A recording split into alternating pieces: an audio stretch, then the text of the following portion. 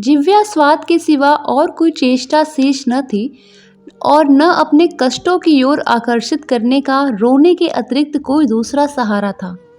नमस्कार, स्वागत है आपका मेरे YouTube चैनल पर। आप सभी लोगों का बहुत बहुत धन्यवाद। आज मैं आप लोगों को मुंशी प्रेमचंद द्वारा लिखित बूढ़ी काकी सुनाने वाली हूँ, जिसको सुनने के बाद आप सभी ना चाहते हुए भी भावुक हो जाएंगे। तो कहानी को अंत तक ज़रूर सुनिएगा और कमेंट बॉक्स में बताइएगा कि ये कहानी आपको कैसी लगी। समस्त इंद्रियां, नेत्र, हाथ और पैर जवाब दे चुके थे। पृथ्वी पर पड़ी रहती और घर वाले कोई बात उनकी इच्छा के प्रतिकूल करते, भोजन का समय टल जाता या उसका परिमाण पूर्ण न होता अथवा बाजार से कोई वस्तु आती और न मिलती तो ये रोने लगती थी। उनका रोना सिसकना साधारण रोना न था, वे गला फाड़ फाड़ कर रोती थी। उनके पतिदेव को स्वर्ग सिधारे कालांतर हो चुका था। बेटे तरुण ही होकर चल बसे थे। अब एक भतीजे के अलावा और कोई न था। उसी भतीजे के नाम उन्होंने अपनी सारी संपत्ति लिख दी थी। भतीजे ने सारी संपत्ति लिखाते समय खूब लंबे चौड़े वादे किए, किंतु वे सब वादे केवल कुली डिपो के दलालों के दिखाए हुए सब्जबाग थे। यद्यपि उस संपत्ति की वार्षिक आय 150-200 रुपए से कम न थी, तथापि बूढ़ी काकी को पेट भर भोजन भी कठिनाई से मिलता था। इसमें उनके भतीजे पंडित बुद्धिराम का अपराध था अथवा उनकी अर्धांगिनी श्रीमती रूपा का, इसका निर्णय करना सहज नहीं था। बुद्धिराम स्वभाव के सज्जन थे, किंतु उसी समय तक जबकि उनके कोस पर आँच न आए। रूपा स्वभाव से तीव्र थी पर ईश्वर से डरती थी, अतएव बूढ़ी काकी को उसकी तीव्रता उतनी न खलती थी जितनी बुद्धिराम की भलमानसाहत। बुद्धिराम को कभी कभी अपने अत्याचार का खेद होता था। विचारते कि संपत्ति के कारण मैं इस समय भलमानुष बना बैठा हूँ। यदि भौतिक आश्वासन और सूखी सहानुभूति से स्थिति में सुधार हो सकता हो, उन्हें कदाचित कोई आपत्ति न होती, परंतु विशेष व्यय का भय उनकी सुचेष्टा को दबाए रखता था। यहाँ तक कि यदि कोई द्वार पर भला आदमी बैठा होता और बूढ़ी काकी उस समय अपना राग अलापने लगती तो वह आग हो जाते थे और घर में आकर उन्हें जोर से डांटते थे। लड़कों को बुढ़ों से स्वाभाविक विद्वेष होता ही है और फिर जब माता पिता का यह रंग देखते हैं तो वे बूढ़ी काकी को और सताते थे। कोई चुटकी काटकर भागता, कोई इन पर पानी की कुल्ली कर देता। काकी चीख मारकर रोती, परंतु यह बात प्रसिद्ध है कि केवल खाने के लिए ही रोती थी। अतएव उनके संताप और आर्तनाद पर कोई ध्यान नहीं देता था। हाँ, काकी क्रोधातुर होकर बच्चों को गालियां देने लगती तो रूपा घटनास्थल पर आ पहुंचती। इस भय से काकी अपनी जिह्वा कृपाण का कदाचित ही प्रयोग करती थी। यद्यपि उपद्रव शांति का यह उपाय रोने से कहीं अधिक उपयुक्त था। संपूर्ण परिवार में यदि काकी से किसी को अनुराग था तो वह बुद्धिराम की छोटी लड़की लाडली थी। लाडली अपने दोनों भाइयों के भय से अपने हिस्से की मिठाई चबैना बूढ़ी काकी के पास बैठकर खाया करती थी। यही उसका रक्षागार था और यद्यपि काकी की शरण उनकी लोलुपता के कारण बहुत महंगी पड़ती थी, तथापि भाइयों के अन्याय से सुरक्षा कहीं सुलभ थी तो बस यही थी। इसी स्वार्थानुकूलता ने उन दोनों में सहानुभूति का आरोपण कर दिया। रात का समय था। बुद्धिराम के द्वार पर सहनाई बज रही थी और गांव के बच्चों का झुंड विस्मयपूर्ण नेत्रों से गाने का रसास्वादन कर रहा था। चारपाइयों पर मेहमान विश्राम करते हुए नाइयों से मुक्कियां लगवा रहे थे। समीप खड़ा भाट विरदावली सुना रहा था और कुछ भावज्ञ मेहमानों की वाहवाह पर ऐसा खुश हो रहा था मानो इस वाहवाह का यथार्थ में वही अधिकारी है। दो एक अंग्रेजी पढ़े हुए नवयुवक इन व्यवहारों से उदासीन थे। वे इस गंवार मंडली में बोलना अथवा सम्मिलित होना अपनी प्रतिष्ठा के प्रतिकूल समझते थे। आज बुद्धिराम के बड़े लड़के मुखराम का तिलक आया है। यह उसी का उत्सव है। घर के भीतर स्त्रियां गा रही हैं और रूपा मेहमानों के लिए भोजन में व्यस्त थी। भट्टियों पर कहाड़ चढ़ रहे थे, एक में पूड़ियां कचौड़ियां निकल रही थी और दूसरे में अन्य पकवान बन रहे थे। एक बड़े हंडे में मसालेदार तरकारी पक रही थी, घी और मसाले की क्षुधावर्धक सुगंध चारों तरफ फैल रही थी। बूढ़ी काकी अपनी कोठरी में शोक में विचार की भांति बैठी हुई थी। यह स्वाद मिश्रित सुगंध उन्हें बेचैन कर रही थी। वे मन ही मन विचार कर रही थी, संभवतः मुझे पूड़ियां न मिलेंगी। इतनी देर हो गई, कोई भोजन लेकर नहीं आया। मालूम होता है सब लोग भोजन कर चुके हैं, मेरे लिए कुछ न बचा। यह सोचकर उन्हें रोना आया, परंतु अपशकुन के भय से वह रो भी न सकी। आह, कैसी सुगंध है! अब मुझे कौन पूछता है? जब रोटियों के ही लाले पड़े हैं, तब ऐसे में भाग्य कहाँ कि भरपेट पूड़ियां मिले। यह विचार कर उन्हें रोना आया, कलेजे में हुक सी उठने लगी, परंतु रूपा के भय से उन्होंने फिर मौन धारण कर लिया। बूढ़ी काकी देर तक इन्हीं दुखदायक विचारों में डूबी रही।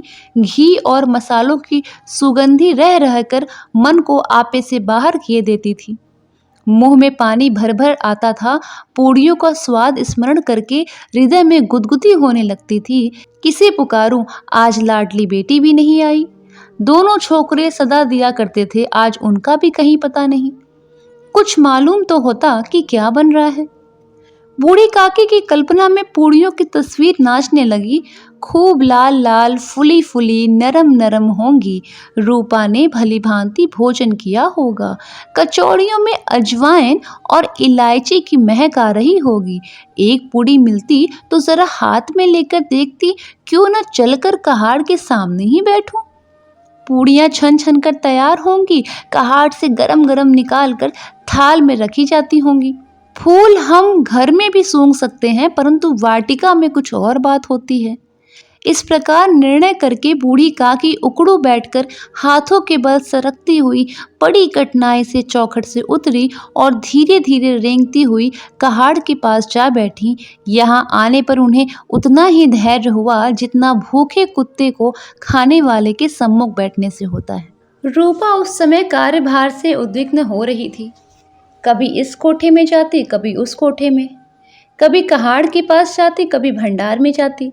किसी ने बाहर से आकर कहा, महाराज ठंडई मांग रहे हैं। ठंडई देने लगी। इतने में फिर किसी ने आकर कहा, भाट आया है, उसे कुछ दे दो। भाट के लिए सीधा निकाल रही थी। एक तीसरे आदमी ने आकर पूछा, अभी भोजन तैयार होने में कितना विलंब है, जरा ढोल मंजीरा उतार दो।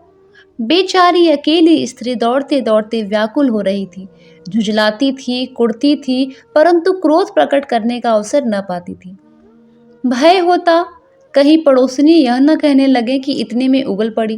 प्यास से स्वयं कंठ सूख रहा था, गर्मी के मारे फूकी जाती थी, परंतु इतना अवकाश न था कि जरा पानी पी ले अथवा पंखा लेकर झले। यह भी खटका था कि जरा आंख हटी और चीजों की लूट मची। इस अवस्था में उसने बूढ़ी काकी को कहाड़ के पास बैठी देखा तो जल गई। क्रोध न रुक सका। इसका भी ध्यान न रहा कि पड़ोसनी बैठी होंगी, मन में क्या कहेंगी। पुरुषों में लोग सुनेंगे तो क्या कहेंगे। जिस प्रकार मेंढक कछुए पर झपकता है, उसी प्रकार वह बूढ़ी काकी पर झपटी और दोनों हाथों से झटक कर बोली, ऐसे पेट में आग लगे, पेट है या भाड़? कोठरी में बैठे हुए क्या दम घुटता था? अभी मेहमानों ने नहीं खाया, भगवान को भोग नहीं लगा, तब तक धैर्य न हो सका, आकर छाती पर सवार हो गई। जल जाए ऐसे जीव। दिन भर न खाती होती तो जाने किसकी हांडी में मुंह लगाती। गांव देखेगा तो कहेगा कि बुढ़ियां भरपेट खाने को नहीं पाती, तभी तो इस तरह मुंह बाए पड़ती है। डायर न मरे माचा छोड़े, नाम बेचने पर लगी है, नाक कटवा कर दम लेगी। इतनी ठूसती है, न जाने कहाँ भस्म हो जाता है। भला चाहती हो तो जाकर कोठरी में बैठो, जब घर के लोग खाने लगेंगे तब तुम्हें भी मिलेगा। तुम कोई देवी नहीं हो कि चाहे किसी के मुंह में पानी आ जाए, परंतु तुम्हारी पूजा पहले हो जाए। बूढ़ी काकी ने सिर उठाया, न रोई न बोली, चुपचाप रेंगती हुई अपनी कोठरी में चली गई। आवाज़ ऐसी कठोर थी कि हृदय और मस्तिष्क की संपूर्ण शक्तियाँ, संपूर्ण विचार और संपूर्ण भार उसी ओर आकर्षित हो गए थे। नदी में जब कगार पर कोई वृहद खंड कटकर गिरता है तो आसपास का जल समूह चारों ओर से उसी स्थान को पूरा करने के लिए दौड़ता है। भोजन तैयार हो गया, आंगन में पत्तलें पड़ गई, मेहमान खाने लगे। स्त्रियों ने जीवनार गीत गाना आरंभ कर दिया। मेहमानों के नाई और सेवकगण भी उसी मंडली के साथ किंतु कुछ हटकर भोजन करने बैठे थे, परंतु सभ्यता अनुसार जब तक वे सबके सब खा न चुके कोई उठ नहीं सकता था। दो एक मेहमान जो कुछ पढ़े लिखे थे सेवकों के दीर्घाघार पर झुंझला रहे थे। वे इस बंधन को व्यर्थ और बेकार की बात समझते थे। बूढ़ी काकी अपनी कोठरी में जाकर पश्चाताप कर रही थी कि मैं कहाँ से आ गई। उन्हें रूपा पर क्रोध नहीं था, अपनी जल्दबाजी पर दुख था। सच ही तो है, जब तक मेहमान लोग भोजन न कर चुकेंगे घर वाले कैसे खाएंगे। मुझसे इतनी देर भी न रहा गया, सबके सामने पानी उतर गया। अब जब तक कोई बुलाने नहीं आएगा मैं नहीं जाऊंगी। मन ही मन इस प्रकार का विचार कर वह बुलाने की प्रतीक्षा करने लगी, परंतु घी की रुचिकर सुवास बड़ी धैर्य परीक्षक प्रतीत हो रही थी। उन्हें एक एक पल एक एक युग के समान मालूम हो रहा था। अब पत्तलें बिछ गई होंगी, अब मेहमान आ गए होंगे, लोग हाथ पैर धो रहे हैं, नाई पानी दे रहा है, मालूम होता है लोग खाना खाने बैठ गए, जेवनार गाया जा रहा है। यह विचार कर मन को बहलाने के लिए फिर से लेट गई। धीरे धीरे एक गीत गुनगुनाने लगी। उन्हें मालूम हुआ कि मुझे गाते देर हो गई। क्या इतनी देर तक लोग भोजन ही कर रहे होंगे? किसी की आवाज़ सुनाई नहीं देती। अवश्य ही लोग खा पी कर चले गए होंगे, मुझे कोई बुलाने नहीं आया। रूपा चिढ़ गई है, क्या जाने न बुलाए। सोचती हूँ कि आप ही आवेगी, वह कोई मेहमान थोड़े नहीं है जो बुलाऊं।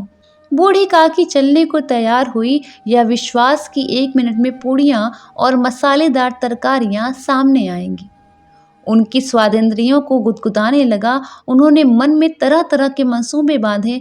पहले तरकारी से पूड़ियाँ खाऊंगी, फिर दही और शक्कर से, कचौरियाँ रायते के साथ मज़ेदार मालूम होंगी। चाहे कोई बुरा माने चाहे भला, मैं तो मांग मांग कर खाऊंगी। यही न लोग कहेंगे कि इन्हें विचार नहीं। क्या करें, इतने दिन के बाद पूड़ियाँ मिल रही हैं तो मुंह झूठा करके थोड़े ही उठ जाऊंगी।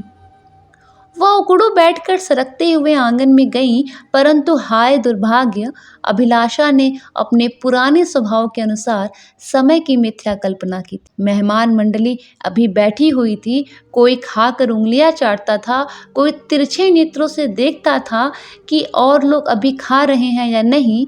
कोई इस चिंता में था कि पत्तल पर पूड़ियाँ छूट जाती हैं, किसी तरह से इन्हें भीतर रख लेता। कोई दही खाकर चटकारता था, परंतु दूसरा दोना मांगते संकोच न करता था कि इतने में बूढ़ी काकी रेंगती हुई उनके बीच में आ पहुंची। कई आदमी चौंक कर उठ खड़े हुए पुकारने लगे, अरे यह बुढ़िया कौन है?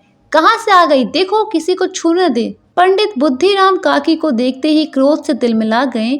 पूड़ियों का थाल लिए खड़े थे, थाल को जमीन पर पटक दिया और जिस प्रकार निर्दयी महाजन अपने किसी बेईमान और भगोड़े कर्जदार को देखते ही उसका टेटुआ पकड़ लेता है, उसी तरह लपक कर उन्होंने काकी के दोनों हाथ पकड़े और घसीटते हुए लाकर उन्हें अंधेरी कोठरी में धम से पटक दिया। आशा रूपी वाटिका लू के एक झोंके में विनष्ट हो गई। मेहमानों ने भोजन किया, घर वालों ने भोजन किया, बाजे वाले, धोबी, चमार भी भोजन कर चुके, परंतु बूढ़ी काकी को किसी ने कुछ न पूछा।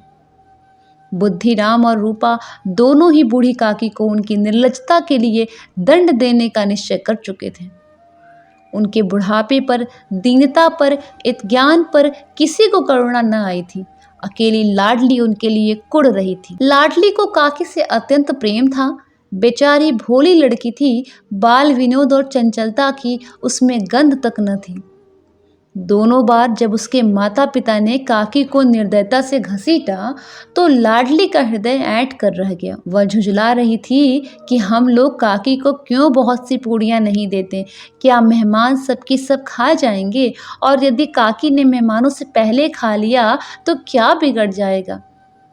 वह काकी के पास जाकर उन्हें धैर्य देना चाहती थी, परंतु माता के भय से वह जा न सकी। उसने अपने हिस्से की पूड़ियाँ बिल्कुल भी न खाई, अपनी गुड़िया की पिटारी में बंद करके रख दी थी। उन पूड़ियों को काकी के पास ले जाना चाहती थी। उसका हृदय अधीर हो रहा था।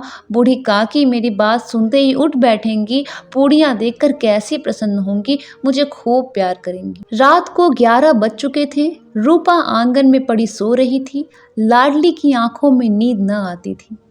काकी को पूड़ियाँ खिलाने की खुशी उसे सोने न देती थी। उसने गुड़ियों की पिटारी सामने रखी थी।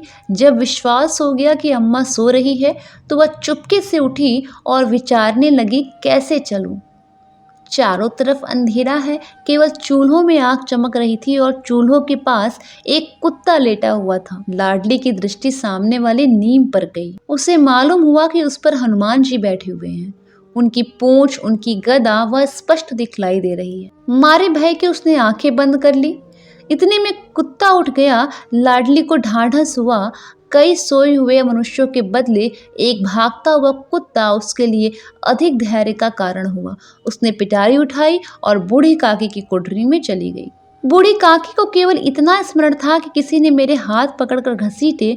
फिर ऐसा मालूम हुआ कि जैसे कोई पहाड़ पर उड़ाए लिए जाता है। उनके पैर बार बार पत्थरों से टकराए। तब किसी ने उन्हें पहाड़ पर से पटका। वे मूर्छित हो गई। जब वे सचेत हुई तो किसी की जरा भी आहट न मिलती थी। समझी कि सब लोग खा पीकर सो गए और उनके साथ मेरी तकदीर भी सो गई। रात कैसे कटेगी, राम क्या खाऊं? पेट में अग्नि धधक रही है। हाँ, किसी ने मेरी सुध नहीं ली। क्या मेरा पेट काटने से धन जुड़ जाएगा? इन लोगों को इतनी भी दया नहीं आती कि जाने बुढ़िया कब मर जाए, उसका जी क्यों दुखावे। मैं पेट की रोटियां ही खाती हूं ना, कि कुछ और। इस पर भी यही हाल है। मैं अंधी अपाहिज ठहरी, न कुछ सुनूं न बूझूं। यदि आंगन में चली गई तो क्या बुद्धिराम से इतना कहते न बनता था कि अभी काकी, अभी लोग खाना खा रहे हैं, फिर आना। मुझे घसीटा, पटका। उन्हीं पूड़ियों के लिए रूपा ने सबके सामने गालियां दी। उन्हीं पूड़ियों के लिए इतनी दुर्गति करने पर भी उनका पत्थर कलेजा का न पसीजा। सबको खिलाया, मेरी बात तक न पूछी। जब तभी न दी तो अब क्या देंगे? यह विचार कर काकी निराशा में संतोष के साथ लेट गई। ग्लानि से गला भर भर आता था, परंतु मेहमानों के भय से रोती न थी। सहसा कानों में आवाज आई, काकी उठो, मैं पूड़ियाँ लाई हूँ। काकी ने लाडली की बोली पहचानी। झटपट उठ बैठी, दोनों हाथों से लाडली को टटोला और उसे गोद में बैठा लिया। लाडली ने पूड़ियाँ निकाल कर दी। काकी ने पूछा, क्या तुम्हारी अम्मा ने दी हैं? लाडली ने कहा, नहीं, यह मेरे हिस्से की है। काकी पूड़ियों पर टूट पड़ी। 5 मिनट में पिटारा खाली हो गई। लाडली ने पूछा, काकी पेट भर गया? जैसे थोड़ी सी वर्षा ठंडक के स्थान पर भी और गर्मी पैदा कर देती है, उसी भांति इन थोड़ी पूड़ियों ने काकी की क्षुधा और इच्छा को और उत्तेजित कर दिया। बोली, नहीं बेटी, जाकर अम्मा से और मांग लाओ। लाडली ने कहा, अम्मा सोती है, जगाऊंगी तो मारेगी। काकी ने पिटारी को फिर टटोला। उसमें कुछ खुरचन गिरी थी। बार बार होंठ चाटती थी, चटकारे भरती थी। हृदय महसूस रहा था कि पूड़ियाँ कैसे पाऊं। संतोष सेतु जब टूट जाता है तब इच्छा का बहाव अपरिमित हो जाता है। मतवालों को मद का स्मरण करना उन्हें मदांत बनाता है। काकी का अधीर मन इच्छाओं के प्रबल प्रवाह में बह गया। उचित और अनुचित का विचार जाता रहा। वे कुछ देर तक इस इच्छा को रोकती नहीं। सहसा लाडली से बोली, मेरा हाथ पकड़कर वहां ले चलो जहां मेहमानों ने बैठकर भोजन किया था। लाडली उनका अभिप्राय समझ न सकी। उसने काकी का हाथ पकड़ा और ले जाकर झूठे पत्तलों के पास बैठा दिया। दीन क्षुधातुर हत ज्ञान बुढ़िया पत्तलों से पूड़ियों के टुकड़े चुन चुन कर भक्षण करने लगी।